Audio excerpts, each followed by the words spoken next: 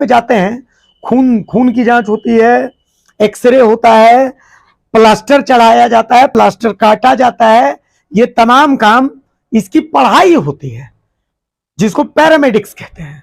और वो पैरामेडिकल की इन्होंने पढ़ाई करी है। लेकिन गजब की बात यह है कि आज तक पैरामेडिकल की कोई स्पष्ट वैकेंसी झारखंड में आई नहीं है। इन लोगों से ही बात करते हैं, झारखंड के युवा हैं। देखिए राजू में तो मेरे साथ है, सबसे पहले राजू था, क्या होता है पैरामेडिकल, पहले दर्शकों को एक बार बताइए तो। देखिए पैरामेडिकल जो है ना, मूलतः तो चिकित्सा विभाग का शुरुआती है। अच्छा, मतलब जैसे कि आप हॉस्पिटल गए तो आप डायरेक्ट डॉक्टर के पास नहीं जाते हैं, वो उसका भी एक क्रमबद्ध तरीका है। जैसे आप गए मान लो आपको चोट लगा है, तो सबसे पहले इस काम को करने के लिए ड्रेसर आएगा, वो पैरामेडिकल का एक पार्ट है। अच्छा। यदि ड्रेसिंग वो पेशेंट नॉर्मल वे में है, चोट उट लगा है माइनर, तो वो इलाज करेंगे। यदि वो व्यक्ति ज्यादा चोट लगा है तो वो ओटी में जाएंगे। अच्छा, ऑपरेशन थिएटर में जाने के पूर्व उसको बहुत सारे प्रक्रिया से होकर गुजरने पड़ती है। एनेस्थीसिया होता है, ये होता है, तो उसके जैसे ही ओटी के लिए प्रोवाइड किया जाता है कि ये व्यक्ति बीमार ज्यादा है, इसके लिए अगला प्रक्रिया है, तो पहले उसका जांच होगी। तो लैब में जाएगा कि ये व्यक्ति ऑपरेशन लायक है कि नहीं, इसका ब्लड लेवल है कि नहीं, वो सारा चीज जांच होंगे। उसके बाद उसका अगला वो जांच कौन करता है? वो भी लैब टेक्नीशियन, वो भी पैरामेडिक्स आपको पूरा वे में ले जा रहे हैं। ठीक है। उसके बाद वो जांच की कि ये व्यक्ति एलिजिबल है, ठीक है, ऑपरेशन लायक। तब उसके बाद जाएगा आपका एनेस्थेसिया, वो भी एक पार्ट है पैरामेडिक्स। वो एनेस्थेसिया टेक्नीशियन होता है, अलग से पढ़ाई होती है, वो अलग से पढ़ाई होती है पैरामेडिक्स से। वो अपना भूमिका निभाएंगे, उससे फिट होगा, तब जाएंगे ओटी पे, ओटी टेबल पे। तो ओटी टेबल को सजाना मेरा ही एक, वो भी पैरामेडिक्स करेंगे फिर से।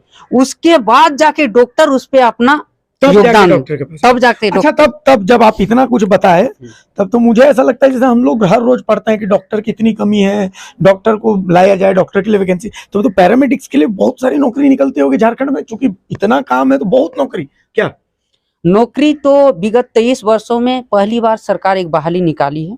आज तक बहाली नहीं निकली ना, बहाली बोल के मतलब सरकार नियमित तो कोई बहाली नहीं निकाली है। यही पहली बार 31/12/2023 को एक बहाली निकाली। ये भी अजब, इसमें एक अजीब सा विडंबना है। इसके बारे में क्या बताइए? इसमें सबसे मूल चीज है, ये जो बहाली निकाली गई है, इस बहाली में कथाकथित एक व्यक्तिगत लोगों को नियुक्त कराने का एक साजिश है जेएससीसी। अच्छा, ये जेएससीसी निकालती है, जेएससीसी निकाली है। ये जेएससीसी को मुहरा बनाने का काम, जेएससीसी को सामने रख के कथाकथित लोगों को नियुक्त कराने का ये साजिश है सरकार की। कैसे? जैसे कि अभी जो इस बहाली में जो नियुक्ति नियमावली है, उस नियुक्ति नियमावली में काफी अनियमितताएं हैं।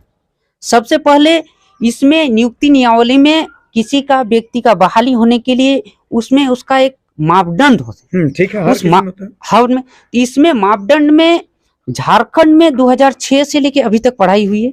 लेकिन इस मापदंड में विडंबना है कि 1984 का भी बात कर रहा है, 1984 का भी बात कर रहा है। मतलब बोला जा रहा है कि जो व्यक्ति 1984 में 94 में जो व्यक्ति मैट्रिक किया है, उन व्यक्ति को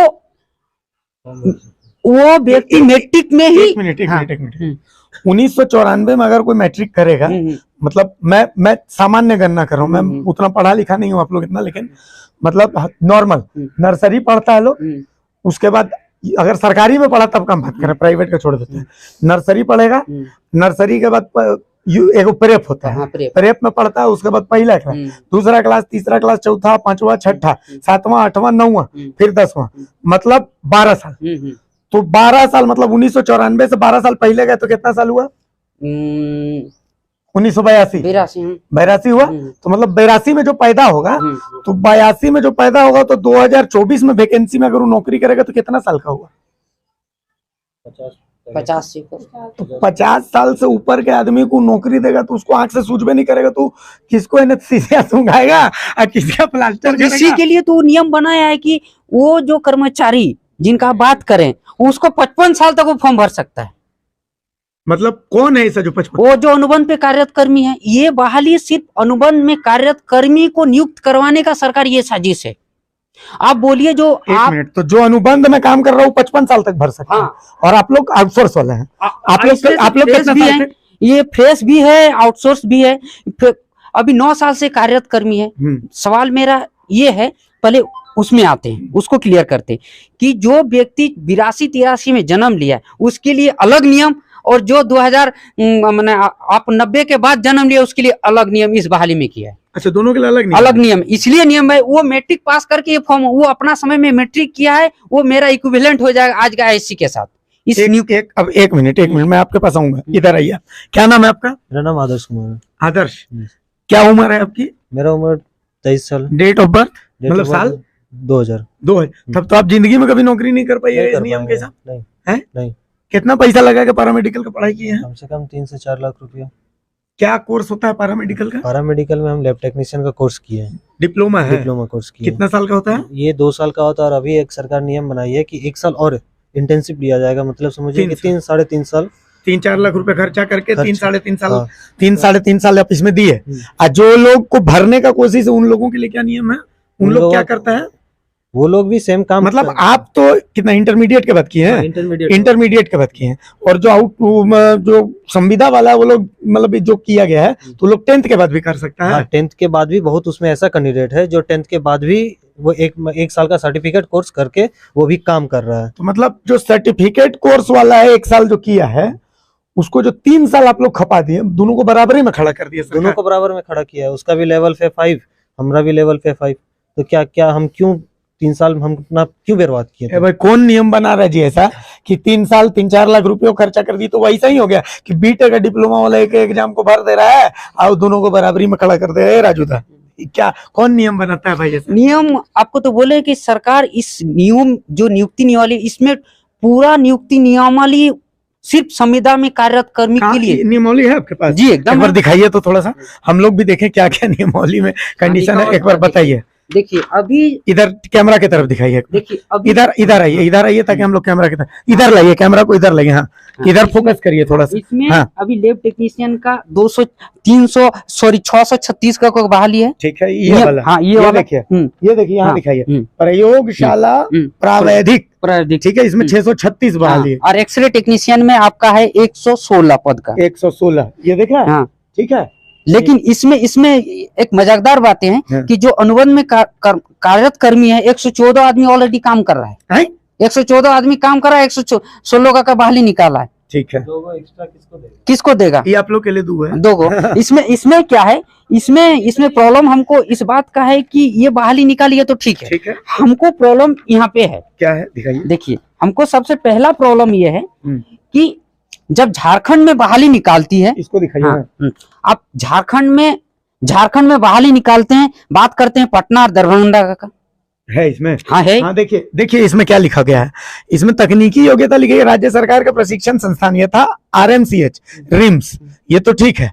अब PMCH Patna, PHI Patna, DMCH Darbhanga अथवा भारत सरकार राज्य सरकार के मान्यता प्राप्त किसी संस्था, मतलब पूरे भारत के लिए। हाँ, पूरा देश के लिए बहाली निकाली गई। उससे भी मजाकदार नीचे देखिए, उसके बाद वो क्या क्या ऐसे लोगों भी भर सकता है जो 1 साल किया है ट्रेनिंग। ये वाला? हाँ, 10th बेसिस पे। अच्छा, ये वाला मान्यता प्राप्त, ये वाला ना? मान्यता प्राप्त संस्थान से 10+2 या 1994 के पूर्व 10वीं या मैट्रिक उत्तीर्ण है, मतलब 10th बेसिस। मतलब आप बोलिए बहाली निकालते हैं 2023 में और बात करते हैं आप 94 का, तो इसका मतलब कथाकथित 21 साल पहले का आदमी को देने के लिए बहाली निकाली है। इसमें तो ये ना स्पष्ट होता है कि 21 साल पहले वाला व्यक्ति को नौकरी देना है, और आज जो जुआ है वो जुआ काम करने का लायक नहीं है। जो व्यक्ति 50 साल का है वो काम ये करेगा, जुआ नहीं काम करेगा। अच्छा, फिर मैं आपके पास आऊंगा। गजब बात है। मैडम आप आइए, इधर आइए। ऐसे तो पूछना नहीं चाहिए, इसको बदतमीजी कहते हैं, लेकिन आपका मतलब जो जन्म है कौन सा साल में हुआ? 98। तब तो आप भी ये वैकेंसी नहीं है भर पाएगा? नहीं, वैसा कुछ नहीं है। मतलब इसमें जो किया हुआ है वो पूरा दिया हुआ है संविदा बेसिस पे ही। 10th बेसिस पे वो भी भर सकता है ये फॉर्म। तो फिर हम ISC, वो भी ISC बायो के साथ हम क्यों फिर पैरामेडिकल लेके पढ़ेंगे, फिर हम अप्लाई करेंगे क्यों? अच्छा, पैरामेडिकल का आप लोग का जो कोर्स होता है, मतलब उस कोर्स में आप लोग 2 साल देते हैं प्लस 1 साल का इंटर्नशिप करते हैं। 3 साल इंटर्नशिप अभी चालू वो भी 12th के बाद। हाँ और जो 12 lab- ISC। और जो लैब अटेंडेंट, हाँ आईएससी के बाद, और उसमें आपका बायोलॉजी रहना हाँ कंपलसरी हाँ biology। लेकिन जो लैब अटेंडेंट्स हैं, हाँ। 1 साल का जो डिप्लोमा मतलब हाँ। वो क्या करते हैं, हाँ, सर्टिफिकेट कोर्स, certificate course। तो उसमें क्या कोई बायोलॉजी कोई जरूरी नहीं, वो 10th बेसिस पे। मतलब वो तो कोई भी कैसे भी कर सकते हाँ, हैं। तो अभी वो ही चीज को इक्विवेलेंट कर दिया गया है इस चीज में कि जो अटेंडेंट का कोर्स किया 1 साल का या डिप्लोमा किया हुआ, दोनों इक्विवेलेंट है। ये तो गजब की बात है, इसलिए आप चलिए, और दादा अब फिर सीधा रहिए, चलिए दूसरी बात आपको जो यहाँ पर ऐतराज है वो बताइए। ऐतराज है कि आप इस चीज को तो देखें कि आप झारखंड में बहाली निकालते हैं और बात करते हैं पटना पूरा दरभंगा देश का। पूरा देश का। तो यहाँ सरकार ये तो कर सकती है कि दूसरे राज्यों में जो पैरामेडिकल की बहाली निकलती है निकलती वो है, सिर्फ उसी राज्य के लिए उसी के होती लिए फिर वहां साफ लिखा रखता है कि इस राज्य में वो यहाँ पे वही भर सकता है जो इस राज्य से संबंधित है है। अच्छा, और इस राज्य का निवासी है, वही भर सकता है, हाँ, इस राज्य से जो पढ़ा है। उस राज्य से पढ़ा है।